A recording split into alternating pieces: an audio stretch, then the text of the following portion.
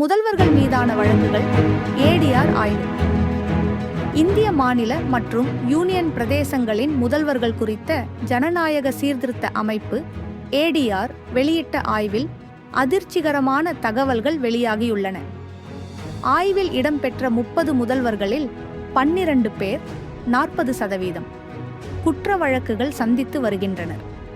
அதில் தெலங்கானா முதல்வர் ரேவந்த் ரெட்டி மீது அதிகபட்சமாக 89 வழக்குகள் உள்ளன. அடுத்ததாக தமிழக முதல்வர் மு.க. ஸ்டாலின் மீது 47 வழக்குகள் இருப்பதால் அவர் 2வது இடத்தில் உள்ளார்.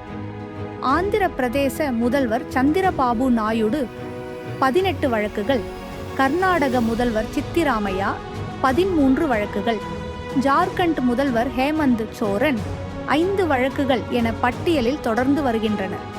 மகாராஷ்டிரா முதல்வர் தேவேந்திர பட்னாவிஸ், ஹிமாச்சல பிரதேச முதல்வர் சுக்விந்தர் சிங் தலா 4 வழக்குகள், கேரள முதல்வர் பினராயி விஜயன் 2 வழக்குகள், பஞ்சாப் முதல்வர் பகவந்த் மான் 1 வழக்கு என குற்ற வழக்குகள் உள்ளதாக கூறப்பட்டுள்ளது.